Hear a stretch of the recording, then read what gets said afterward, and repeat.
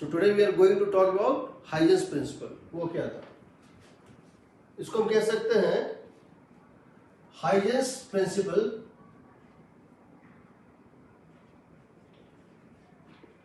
Huygens construction. Basically हम इसको कह सकते हैं हाइजेंस कंस्ट्रक्शन।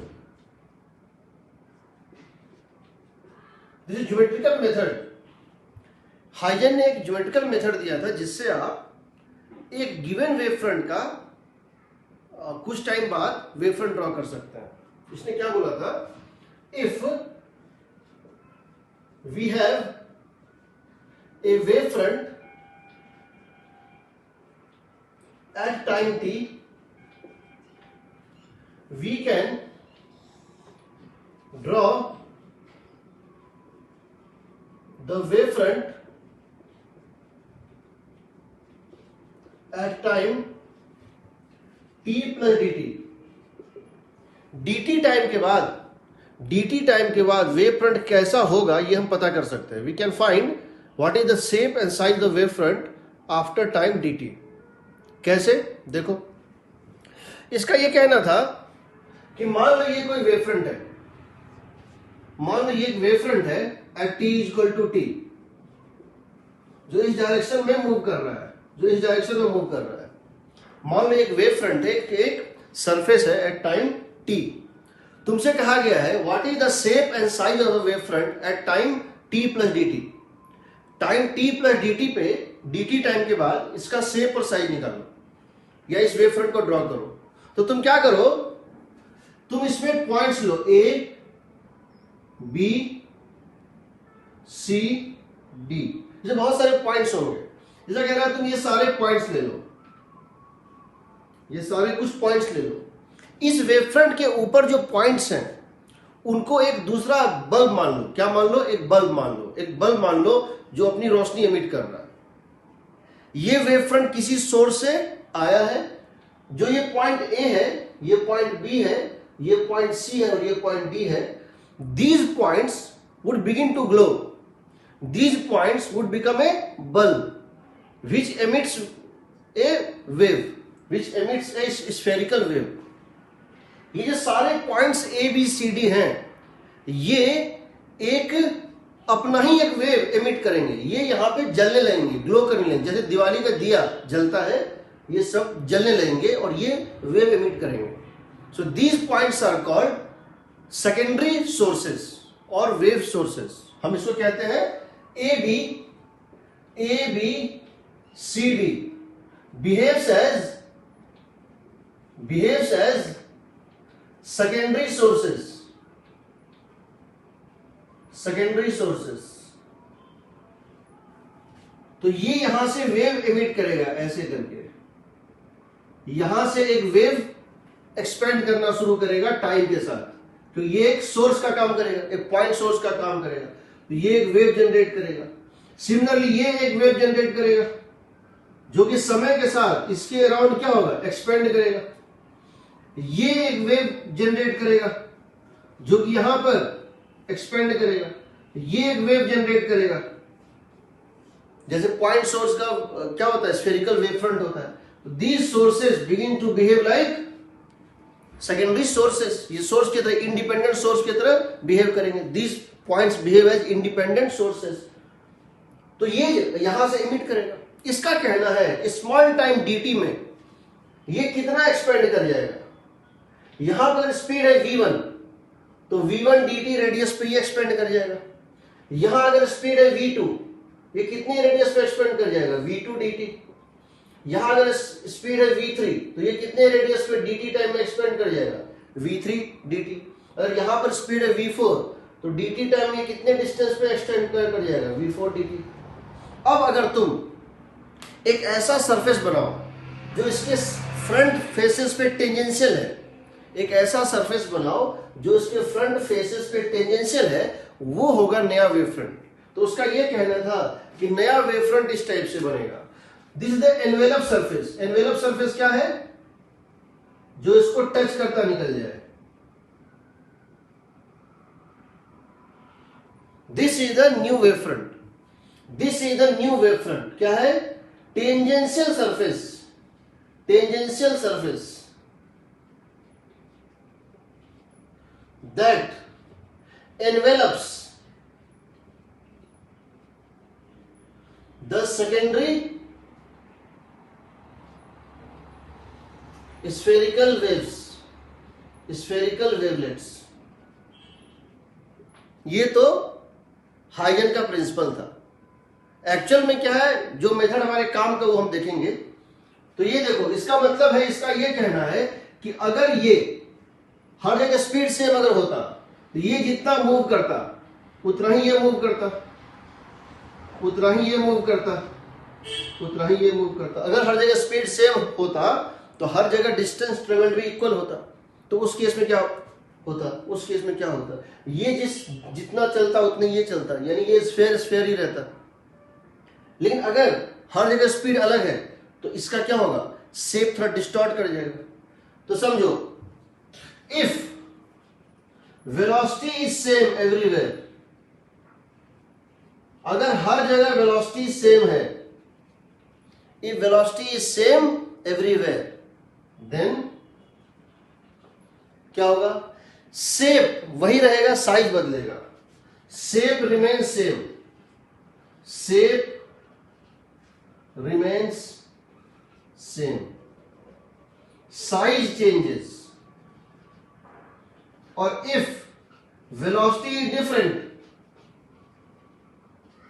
अगर velocity हर जगह different होगा तो क्या होगा, shape also changes. कहने का मतलब अगर एक स्फेरिकल वेव फ्रंट है और हर जगह उसकी स्पीड सेम है तो वो बड़ा स्फेयर बन जाएगा। लेकिन अगर वो हर जगह स्पीड अलग है, हो सकता है इलिप्स बन जाए। समझ रहे हो? Yes sir. तो ये पॉइंट था ए, ये पहुंच गया ए डैश, ये था बी, ये हो गया बी डैश, ये था सी, ये हो गया सी डैश, ये था डी, ये हो गया डी डैश।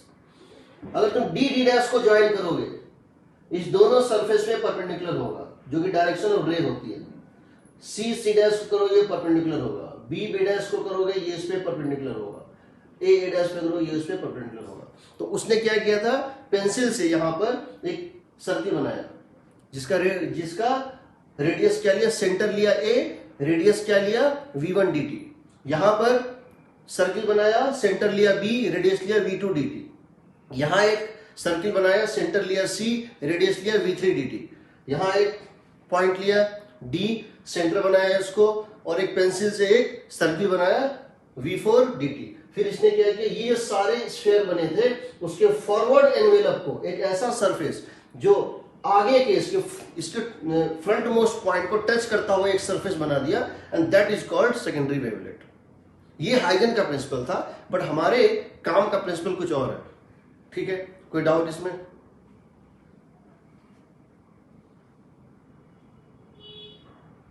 ठीक है, तो A B C D initial wave front था, A dash B dash C dash D dash final wave front होगा। यहां तक किसी कोई डाउट है? ठीक है, लिखो इसको।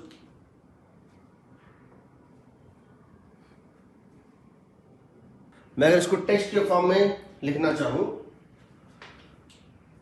हाइजन के प्रिंसिपल को, each point of the given wavefront, each point of the given wavefront behaves as source of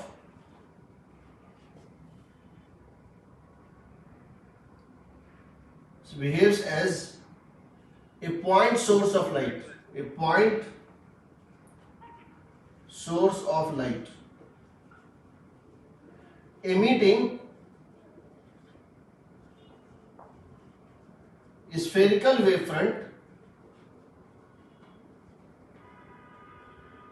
centered at that point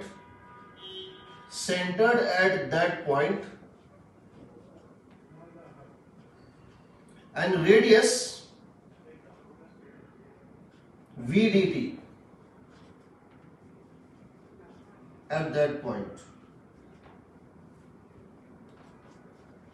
The forward envelope forward envelope means tangential surface. The forward tangential surface. The forward tangential surface that touches all these spheres of these spheres is new wavefront. This is the new wavefront. This is the new wavefront.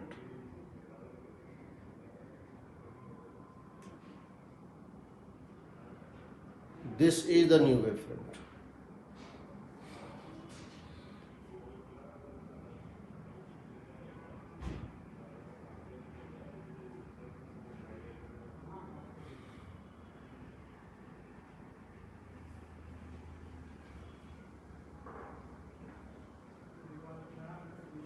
This is the new wavefront.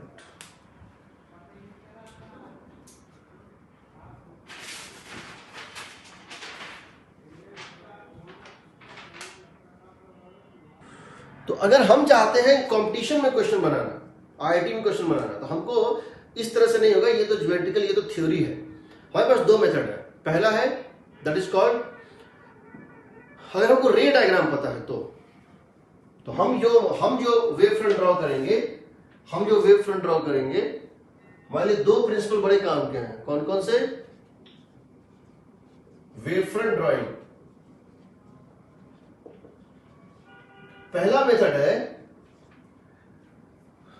रे diagram निकाल लो,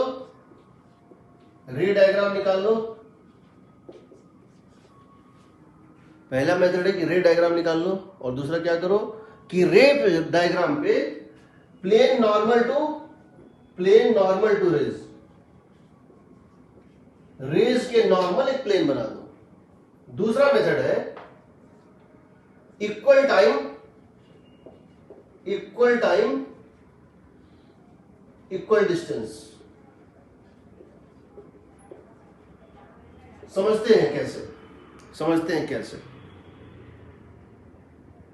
देखो, हम क्या क्या चीज जानते हैं। पहला हम जानते हैं प्लेन मिरर। मान लो एक इस तरह से एक वेव फ्रंट दिया हुआ है। कैसे दिया हुआ है? एक वेव फ्रंट इस तरह से दिया हुआ है, इसका नाम दे दो ABC।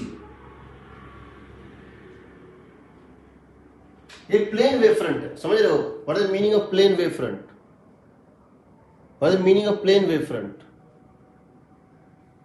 प्लेन वेव फ्रंट का मतलब क्या है कि रेज आर पैरेलल, एक पैरेलल बीम गिर रहा है, ठीक है ना? एक पैरेलल बीम गिर रहा है।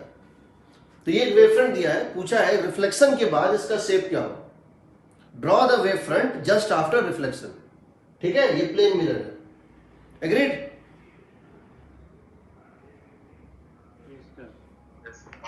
तो क्या करना है? सबसे पहले वेव फ्रंट दिया है, तो इस वेव फ्रंट पे नॉर्मल ड्रॉप करो। ये क्या हो जाएगा? What are these? These are the rays. सही है ना?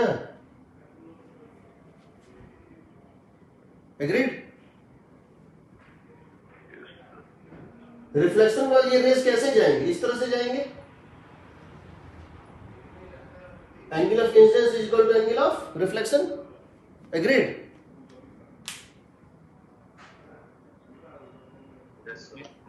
अब क्या करोगे? पहले मैंने वेव फ्रंट से रे बनाया, रे डायग्राम मुझे पता है। अब मैं रे डायग्राम पे ड्रॉप कर रहा हूं नॉर्मल, एक ऐसा सरफेस जो रिफ्लेक्टेड रेज के नॉर्मल है, तो ये क्या हो जाएगा? ए डैश, ये क्या हो जाएगा? बी डैश, और ये क्या हो जाएगा? C dash. होगा ना?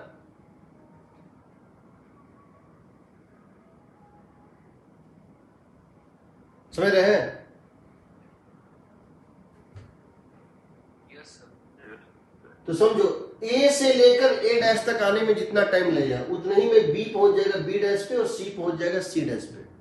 इक्वल टाइम लगेगा सबको। ए, बी और सी सेम फेज में था, हो सकता है पाई हो, 2 पाई हो, 3 पाई हो, 10 पाई हो। A dash B dash C dash भी सेम फेज में हो सकता है, उससे 10 पाई ज्यादा हो तो सब 10 पाई ज्यादा, यानी कि ए माइनस ए डैश या ए डैश माइनस ए, बी डैश माइनस बी और सी डैश माइनस सी, फेज डिफरेंस सेम आएगा। ये सारा का सारा सेम फेज पे इक्वी फेज है, ये सारा का सारा इक्वी फेज है। ये बताओ क्या प्लेन मिरर में जो अगर प्लेन सरफेस था, प्लेन वेव फ्रंट प्लेन ही रहा ना, पैरेलल बीम पैरेलल ही रहा ना, Yes, sir. ये कर्वेचर नहीं बदलता है, याद रखना। प्लेन मिरर कर्वेचर नहीं बदलता है, याद रहेगा। दूसरा, ये है एयर, ये है वाटर या ग्लास, ये है एयर, ये है वाटर, और यहां एक वेव फ्रंट इस तरह से गिर रहा है ऐसे करके, यहां एक वेव फ्रंट इस तरह से गिर रहा है, A B C, A B सी। बताना है रिफ्लेक्शन के बाद इसका शेप, इसको ड्रॉ करना है।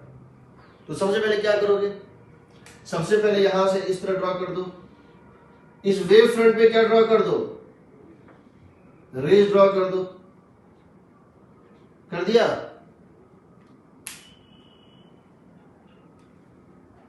Yes, sir. क्या ये रेज नॉर्मल की तरफ बेंड कर जाएंगे, क्या ये रेज नॉर्मल की तरफ बेंड कर जाएंगे, because this is angle of incidence, so this would be angle of reflection.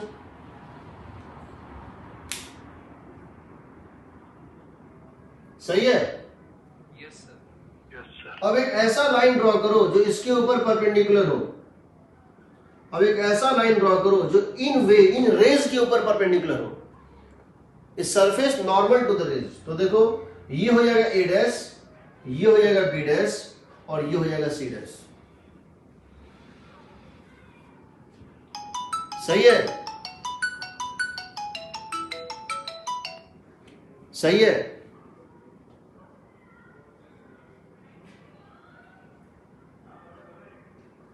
Agreed. यहां भी प्लेन वेव फ्रंट प्लेन ही रहेगा। तीसरा,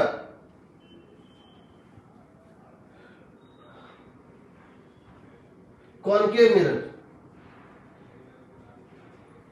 ये कॉनकेव मिरर है और यहां पर एक वेव फ्रंट ऐसे प्लेन वेव फ्रंट गिर रहा है और यहां पर एक प्लेन वेव फ्रंट गिर रहा है।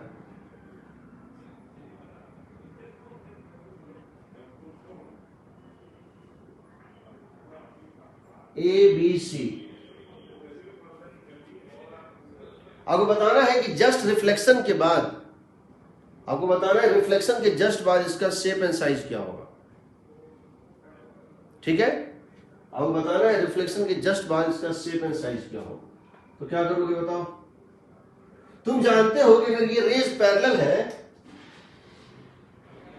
अगर ये रेज इस तरह से है, ये इंसिडेंट रेज है,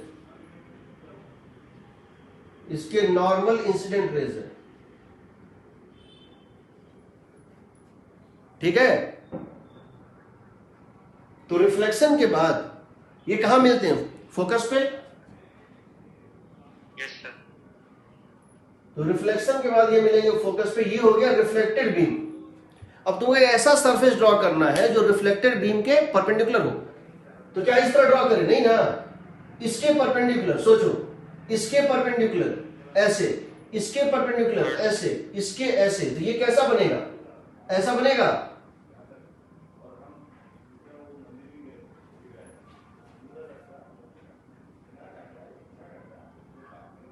बनेगा। Yes, sir. तो देखो ए पहुंच गया ए डैश पे, बी पहुंच गया बी डैश पे, सी पहुंच गया सी डैश पे। ए को ए से ए डैश तक जाने में टाइम लगेगा, उतना ही वो बी से बी डैश में लगेगा, उतना ही सी से सी डैश में लगेगा। और सोचो कैसे, ए देखो ए कम दूरी चला यहां पे, ए यहां पे ज्यादा डिस्टेंस चला है, मतलब सॉरी कम चला है। बी को यहां से यहां देखो, ए को टकराने में, ए मिरर से यहां टकराया है और बी यहां टकराया है, तो बी को टकराने में थोड़ा ज्यादा डिस्टेंस ट्रेवल करना पड़ा है ना। देखो बी को यहां से मिरर तक पहुंचने में ज्यादा डिस्टेंस चला है और ए यहां से क्या चला है, कम चला है, यानी ए जल्दी टकरा गया, बी थोड़ा लेट से टकरा है, इसीलिए ए थोड़ा आगे पहुंच जाएगा, बी थोड़ा पीछे रहेगा, क्योंकि यहां से लेकर यहां तक का डिस्टेंस, यहां से लेकर यहां तक का डिस्टेंस प्लस यहां से लेकर यहां तक का डिस्टेंस वही होगा जो यहां से यहां तक का डिस्टेंस प्लस यहां से यहां तक का डिस्टेंस होगा, क्योंकि टाइम इक्वल लगना है, स्पीड भी सेम है, समझ रहे हो? सर ये कैसे पता चल रहा है कि ए डैश बी डैश और सी डैश क्या है? क्या चीज?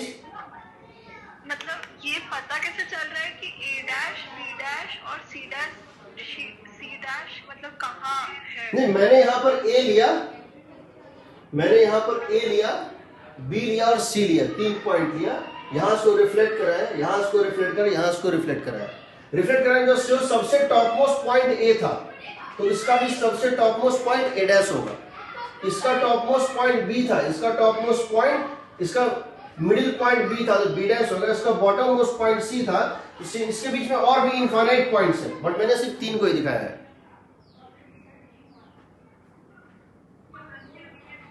एग्रीड? Yes sir. तो क्या यहां रेडियस ऑफ कर्वेचर चेंज हो रहा है? देखो इसका रेडियस ऑफ कर्वेचर कितना था, इनफाइनाइट, इस प्लेन वेव फ्रंट का रेडियस ऑफ कर्वेचर क्या था, इनफाइनाइट, तो ये क्या हुआ, एक तो पीछे आएगा, ये तो तय है, ये एक तो पीछे आएगा और दूसरा ये प्लेन की वजह इस तरह हो जाएगा, ये प्लेन के बदले इस तरह से हो जाएगा। एग्रीड? ये कर्वेचर को बदलेगा, बदलेगा ना? Yes sir. चौथा, ये कॉन्वेक्स मिरर है और यहां एक वेव फ्रंट इस तरह से गिर रहा है, यहां एक वेव फ्रंट इस तरह से गिर रहा है, ए बी सी, रिफ्लेक्शन के बाद इसका शेप बताना है। तो हम जानते हैं अगर ये प्लेन वेव है, अगर ये पैरेलल बीम है, हम जानते हैं कि अगर ये पैरेलल बीम है तो रिफ्लेक्शन के बाद ये ऐसे जाएगा, it seems to, it appears to meet at focus. Agreed ना? Yes, sir. तो अब तुमको पता चल गया ये इंसिडेंट बीम था, इस इंसिडेंट बीम के परपेंडिकुलर था इंसिडेंट वेव फ्रंट, ये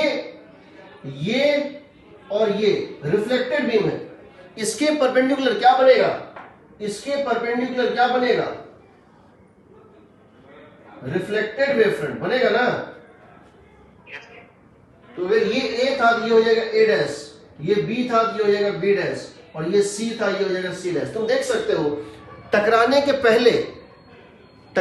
पहले जो डिफरेंस इन डिस्टेंस था वो टकराने के बाद कंपनसेट हो जाएगा।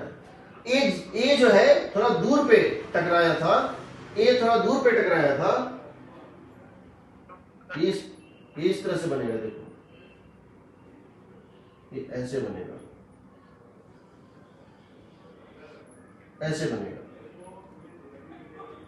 यहां से लेकर यहां तक ये दूरी चला विद स्पीड सी, यहां से लेकर यहां तक स्पीड चला सी, तो इसको ए से ए डैश तक टाइम कितना लगेगा, यहां से यहां तक का डिस्टेंस प्लस यहां से यहां तक का डिस्टेंस डिवाइडेड बाय सी, इतना टाइम लगेगा। बी यहां से यहां गया, टाइम लगा ये डिस्टेंस बाय सी, और यहां से यहां गया तो बी डैश बाय सी, चूंकि ये डिस्टेंस कम चला था टकराने के पहले, टकराने के बाद इसको थोड़ा ज्यादा चलना पड़ेगा, समझ रहे हो? Sir, टाइम इक्वल लगेगा। स्पीड कम हो रही है क्या? क्या हो गया? तो स्पीड कम हो रही है टकराने के बाद कि सेम है? अरे मीडियम तो सेम है ना, तो इंसिडेंट और रिफ्लेक्टेड सेम स्पीड से चल रहा है ना, Yes, sir. समझ रहे हो ना? Yes, sir. सेम चलेगा। इसको लिखो, अभी तक मैंने सिर्फ प्लेन वेव फ्रंट लिया है, अब मैं कर्व वेव फ्रंट भी लूंगा थोड़ी देर में। पहले मैं ये सारी चीज बता दूं, प्रिज्म बता दूं, ये सब बता दूं, उसके बाद इसको लिखो। सर को शेप सर हाँ confusion हो रहा था। हाँ बताओ, डाउट है। 1 सेकंड रुक जाओ, मैं 1 सेकंड में आ रहा हूँ। सर अगर मिरर और मिरर का सेंटर और कर्वेचर कहाँ है? मिरर का सेंटर और कर्वेचर यहाँ है ना? मिरर का सेंटर और कर्वेचर सी पे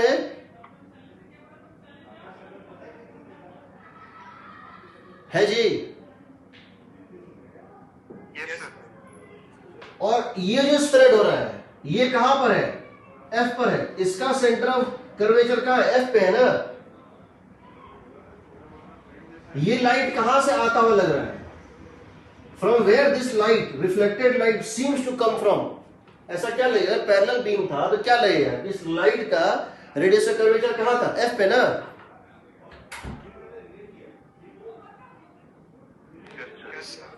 तो ये बताओ, एक स्फेयर ड्रॉ करो एफ से, एक स्फेयर ड्रॉ करो एफ को सेंटर मान के, और एक स्फेयर ड्रॉ करो सी को। ये है स्फेयर विद सेंटर एट सी, और ये जो होगा इसके जस्ट यहां पर ये क्या होगा? Sphere with centre at F. तो किसका रेडियस कर्वेचर कम होगा? एफ वाले का ना।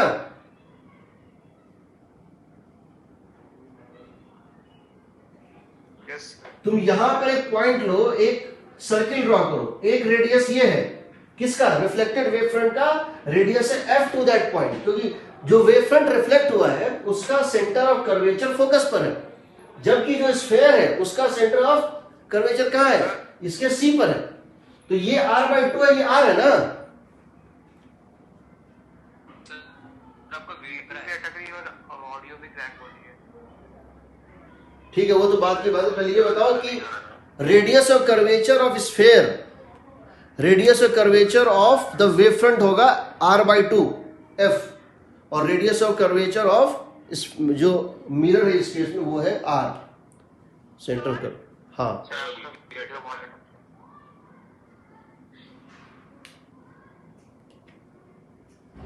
क्या बोले? ये निकलेगा तो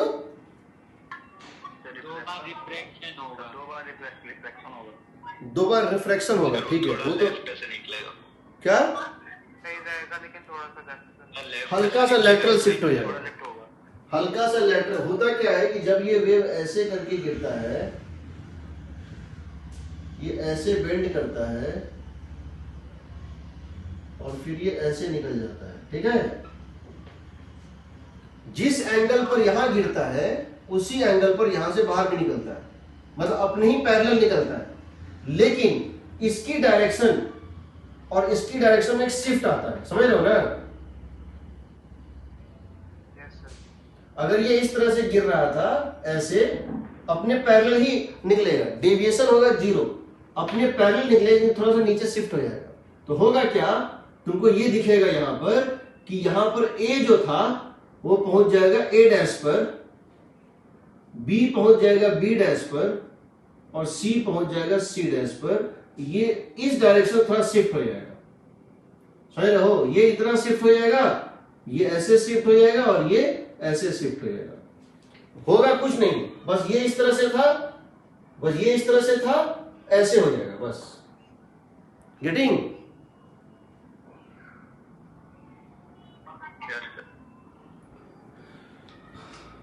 छठा, एक प्रिज्म है,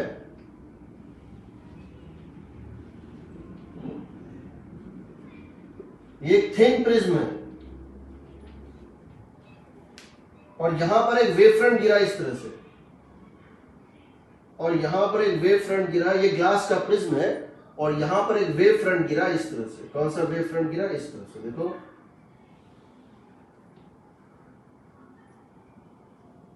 ए बी सी। जब ये बाहर निकलेगा तो कैसा होगा? देखो, ये इसका हो गया रे डायग्राम। ये सब का सब डेल्टा एंगल से डेविएट कर जाता है। थिन प्रिज्म के केस में डेविएशन सेम आता है। डेविएशन कितना होता है? Mu minus 1 into A. A is the angle of the prism, mu is the refractive index. Mu minus 1 into A, तो सब इक्वल एंगल से डेविएट कर जाता है। सारे जो रेज होते हैं वो इक्वल एंगल से डेविएट कर जाते हैं। तो यहां तुम्हारा वेव फ्रंट कैसा दिखेगा? ऐसा दिखेगा। ए पहुंच जाएगा ए डैश पे, बी पहुंच जाएगा बी डैश पे, और सी पहुंच जाएगा सी डैश पे। This is the new wave front. Agreed? सातवां, सेवेंथ, कन्वर्जिंग लेंस। ये ग्लास का बना हुआ लेंस है, और यहां पर एक वेव फ्रंट गिर रहा है, और यहां पर एक वेव फ्रंट गिर रहा है इस तरह से, ए बी सी। तुम जानते हो कि ये इसका इंसिडेंट बीम है, तुम जानते हो ये जो है इसका इंसिडेंट बीम है। तो ये क्या होगा, मिलेगा जाके कहां मिलेगा, फोकस पे मिलेगा जी। So this is the refracted beam, emergent beam. लेकिन हमारे से क्या कहा गया है कि इमर्जेंट वेव फ्रंट ड्रॉ करो। तो वेव फ्रंट कैसा बनेगा, इस तरह से बनेगा,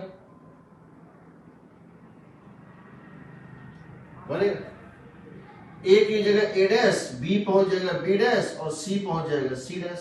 समझ रहे हो?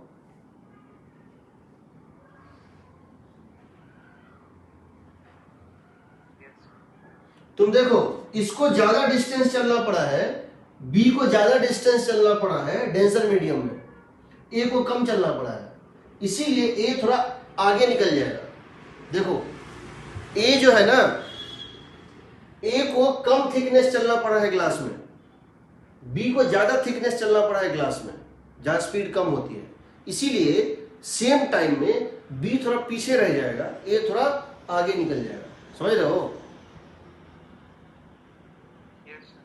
फाइनली सब कहां आगे मीट करेगा, A dash B dash C dash, सिकुड़ते सिकुड़ते फोकस पे मिलेगा। जितने टाइम में ए ये पूरा डिस्टेंस, ज्योमेट्रिकल डिस्टेंस चल के फोकस पे पहुंचेगा, उतने ही टाइम में बी ये पूरा ज्योमेट्रिकल डिस्टेंस चल के फोकस पे पहुंचेगा, उतने टाइम में सी ये पूरा ज्योमेट्रिकल डिस्टेंस चल के फोकस पे पहुंचेगा। टाइम सबको इक्वल लगेगा फोकस पे पहुंचने में। ये इसका रूल होता है, हम इसको यूज करेंगे बाद में कुछ डेरिवेशंस में भी। 8वां,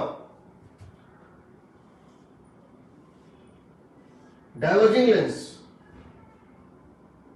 ग्लास का बना हुआ है डाइवर्जिंग लेंस, और यहां पर एक वेव फ्रंट गिर रहा है, कौन सा, ए बी सी। तो क्या होगा, तुम जानते हो यहां पे रे डायग्राम इस तरह से बनेगा।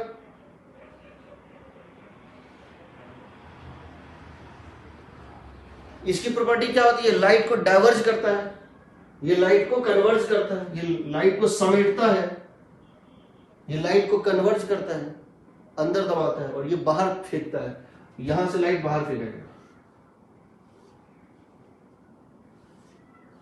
और ऐसा लगेगा ये लाइट कहां से आ रहा है, फोकस से, जो कि पीछे की तरफ होता है। तो ये जो इमर्जेंट बीम तुमको दिखा ऐसे करके डाइवर्ज करता हुआ लाइट, इसका वेव फ्रंट ड्रॉ करना है। तो कैसे ड्रॉ करोगे, यहां पर टेंजेंट इस तरह, यहां टेंजेंट इस तरह, यहां टेंजेंट इस तरह, यानी कि ऐसे करके तुम्हारा बनेगा वेव फ्रंट। तुम्हारा वेव फ्रंट इस तरह से बनेगा, ये हो जाएगा ए डैश, ये हो जाएगा बी डैश, ये हो जाएगा सी डैश। समझ रहे हो?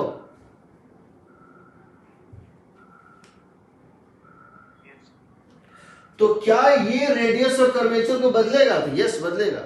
क्या ये रेडियस और कर्वेचर को बदलता है? कन्वर्जिंग और डाइवर्जिंग, चाहे मिरर हो चाहे लेंस हो, कन्वर्जिंग या डाइवर्जिंग, मिरर हो या लेंस हो, वो रेडियस और curvature of the wave front को बदलता है। मिरर क्या करता है, कर्वेचर को बदल के पीछे लाता है, लेंस क्या करता है, कर्वेचर को बदल के उसी डायरेक्शन में जाने देता है। इसको देखेंगे, पहले यहां पे कोई डाउट है? अभी हमने रे डायग्राम का कॉन्सेप्ट लिया है, अभी हम लोगों ने क्या किया, रे डायग्राम का कॉन्सेप्ट से बनाया है। ठीक है, एग्रीड? कौन सा कौन सा प्रिज्म? थिन प्रिज्म में क्या होता है, थिन प्रिज्म में क्या होता है, थिन प्रिज्म में एंगल ए बहुत छोटा होता है, एंगल ऑफ प्रिज्म जो स्मॉल होता है उसको बोलते हैं थिन प्रिज्म, और उस केस में angle of deviation mu -1 into A होता है। एंगल ऑफ डेविएशन होता है mu -1 into A, and that is the only value, not minimum or maximum, that is the only value. यही मिनिमम, यही deviation हर इंसिडेंस के लिए होता है। तो ये जब गिरेगा तो ये कितने से डेविएट करेगा, डेल्टा से। ये कितने से डेविएट करेगा, डेल्टा से। सुनाई नहीं दे रहा है। ये कितने डिवाइड करेगा? डेल्टा से, तीनों डेल्टा से ही करेगा, ठीक है। मैं इसको करेक्ट करता हूं, पहले इसको लिख लो, तीनों डेल्टा से ही डिवाइड करेगा। तो ये पैरेलल था तो पैरेलल ही रहेगा ना। सर आवाज अभी पूरी ट्रांसफर तो समझ में नहीं समझ नहीं आ रही है।